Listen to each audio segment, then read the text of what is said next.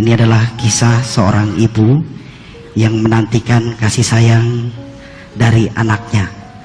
Jujur saya ketika membaca ini sangat terharu sekali. Menantikan atau seorang ibu menantikan kasih sayang dari seorang anak. Ceritanya banyak, tapi saya singkat menjadi kalimat. Yang pertama atau saya sebutkan, ada seorang ibu memiliki anak laki-laki dan sudah menikah. Si anak bersama istrinya sudah 12 tahun dan belum dikaruniai seorang anak. Hingga si anak tersebut bersama istrinya sering cekcok, hampir cerai tapi rujuk kembali. Dan setelah rujuk kembali, si anak ini bersama istrinya tidak pernah kembali atau ke rumah ibunya. Sampai ibunya tersebut menelpon ke anaknya yang laki-laki, tidak diangkat dan dimatikan. Seorang ibu akhirnya meminta solusi dari Syekh Ali. Bagaimana solusinya supaya seorang anak yang sudah menikah agar selalu sayang kepada ibunya. Demikian mungkin rentetan dari kisah seorang ibu yang saya intisarikan. Silakan Syekh Ali. Itulah zaman ini, zaman yang sudah anak kita sudah tidak peduli orang tua. Dan banyak anak zaman ini merasa dia bisa sukses tanpa orang tua, dia bisa selamat tanpa orang tua, bisa bahagia tanpa orang tua. Dia belum tahu tidak diridai Allah dan tidak diterima amal ibadahnya biar haji setiap tahun kalau ibunya belum ridha. Apalagi dalam kondisi seperti ini, yang semestinya dia mengharapkan keturunan dari istrinya. Bagaimana supaya bisa mendapatkan keturunan? Sebaik-baik ibadah dalam kondisi pertanyaan ini, berbakti baik sama ibunya, Allah kasih keturunan.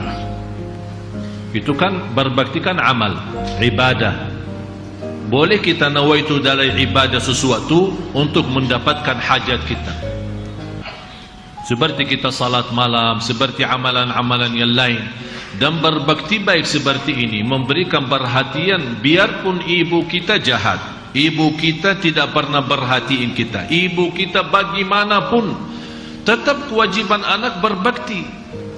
Kalau Allah sudah menjelaskan dalam surat Luqman, kalau orang tua kita musyrik kafir, Allah berfirman, wa in jahadaka ala an tusyrika bi ma laysa laka bihi ilm. Kalau mereka menyuruh kamu berbuat syirik kepada Allah, kufur kepada Allah, jangan turuti mereka, tapi tetap wasahibhuma, sahabati, bersahabatlah sama mereka, berbakti baiklah sama mereka. Saya masih ingat satu cerita. Seorang yang keterlaluan sama ibunya.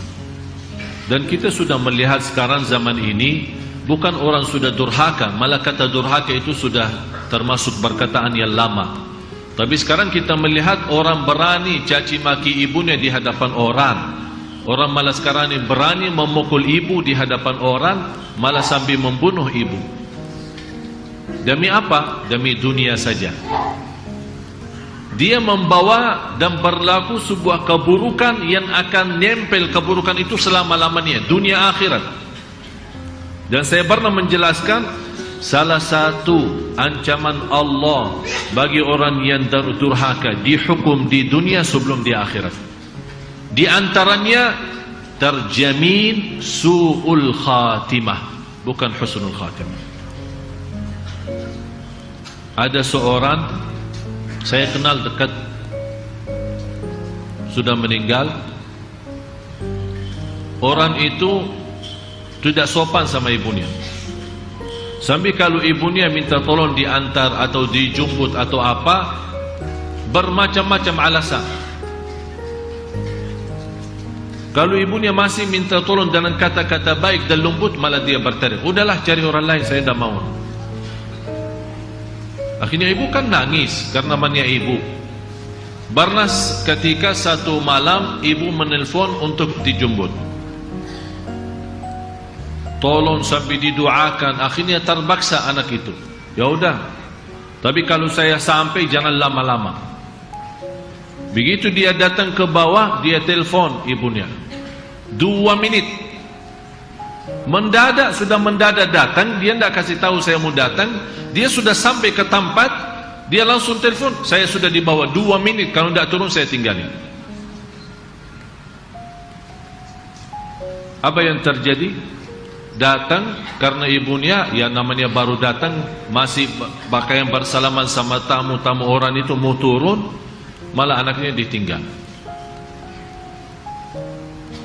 Saya tahu cerita ini dari seorang polisi. Ibu menunggu karena dia berpikir barangkali anaknya belum datang. Lagi hujan besar. Datang polisi melihat ibu nunggu apa? Malam-malam nunggu anak saya. Cuba lihat baik sangka ibu sama anaknya. Tapi anaknya tinggalin, tidak peduli. Di sisi lain anaknya kena kecelakaan dalam membawa mobil, tabrak truk yang membawa besi, masuknya besi lewat mata sama hidungnya, meninggal langsung. Besi yang dibawa oleh truk itu masuk lewat mata sama mulutnya, keluar dari bagian kepala dari belakang. Ini salah satu balasan Allah bagi orang yang durhaka. Terjamin kematian su'ul khatimah, kematian buruk, kematian celaka, belum lagi di alam kubur, belum lagi nanti di akhirat. Tapi dalam kondisi ibu, saya minta sama ibu, tetap ibu sabar, tetap ibu mendoakan, tetap ibu mendoakan. Kalau tidak diangkat SMS doa, SMS isinya doa, mendoakan semoga Allah bukakan hatinya. Dan kami doakan semua, semoga Allah kembalikan anak yang ditunggu-tunggu kasih sayangnya. Mudah-mudahan Allah hidayahkan, Allah bukakan hatinya, Allah sadarkan agar dia kembali kepada ibu dan memberikan kasih sayangnya, kalau benar-benar dia ingin kebahagiaan dan keselamatan dunia akhirat. Dan kita tahu tidak ada seorang bisa ikhlas sebagaimana keikhlasan ibu.